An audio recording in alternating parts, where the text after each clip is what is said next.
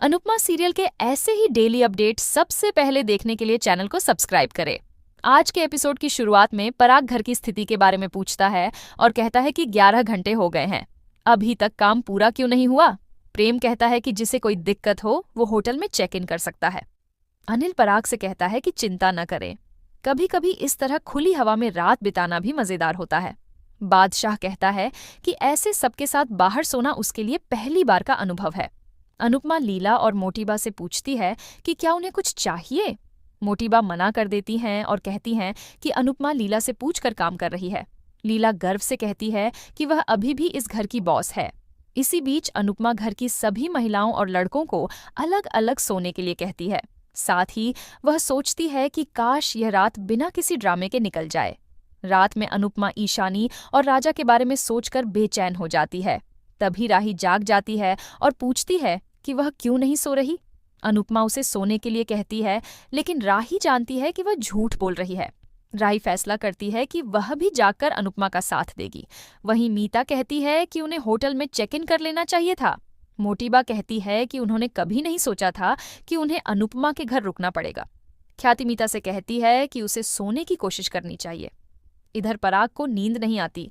वह बादशाह के पास सोने की सोचता है, लेकिन उसकी हरकतों से डर जाता है। इसके बाद गलती से वह प्रेम के पास आकर सो जाता है। दूसरी तरफ प्रेम नींद में अनिल से बातें करता है। वह स्वीकार करता है कि पराग कभी उसका हीरो हुआ करता था।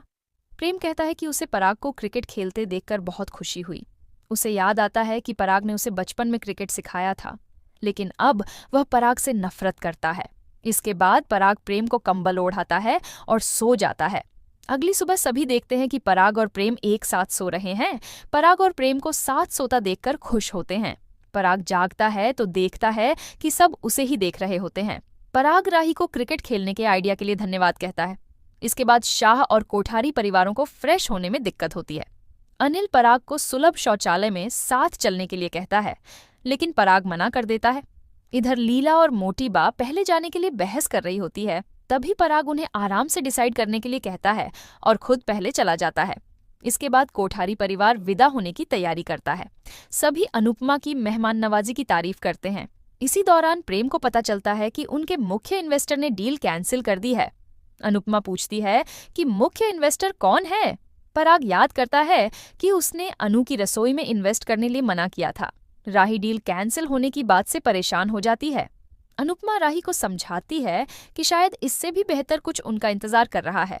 प्रेम राही से कहता है कि यह सब उनकी शादी पर असर नहीं डालना चाहिए। मोटीबा अनुपमा को लिस्ट की याद दिलाती है और कहती है कि शादी में राजा व ईशानी का ध्यान रखे। इसके बाद अनुपमा बाबूजी से बात करती है। अनुपमा बताती है कि लिस्ट बहुत लंबी है और वह और ज्यादा ओवरटाइम करने का फैसला करती है। बाबूजी गुस्से में कहते हैं कि इतना काम करके क्या अनुपमा मरना चाहती है। अनुपमा जवाब देती है कि वह किसी को यह कहने का मौका नहीं दे सकती कि अनुज के बिना राही की मां अपनी जिम्मेदारी निभाने में नाकाम रही। इसके बाद अनुपमा रसोई में काम कर रही होती है तो उसे चक्कर आते हैं। तभी प्रेम उसे संभालता है। अनुपमा प्रेम को मेहंदी की रस्म के लिए तैयार होने को कहती है, लेकिन प्रेम फैसला करता है कि वह अनुपमा की मदद करेगा। इधर राही अपनी मेहंदी की तैयारी कर रही होती है और वह मेहंदी की खुशबू से परेशान होती है। किंजल कहती है, शादी में तो हाथ और पैर पर भी मेहंदी लगानी पड़ेगी। राही इसके लिए मना करती है। तभी लीला कहती है कि अगर वह नहीं मानेगी तो मोटीबा गुस्सा हो जाएगी। अंश मजाक में कहता है कि राही को बेहोश करके मेहंदी लगा देना, फिर खुशबू नहीं आएगी। दूसरी तरफ मोटीबा ख्याति से कहती है कि मेहंदी की रस्म के लिए उन्होंने खास राजस्थान से ऑर्गेनिक मेहंदी मंगवाई है। वह कहती है कि ये रस्म फार्म हाउस पर रखी है, इसलिए सारा सामान याद से रख ले, वरना वापस आना संभव नहीं होगा।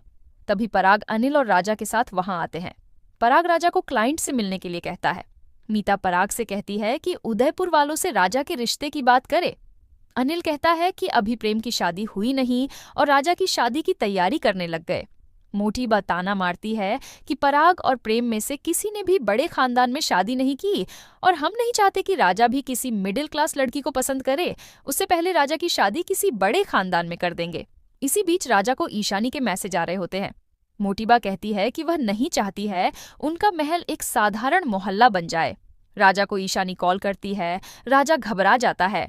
मोटीबा राजा से कहती है कि उसे मेहंदी के फंक्शन में आने की जरूरत नहीं है, वो सीधे ऑफिस चला जाए।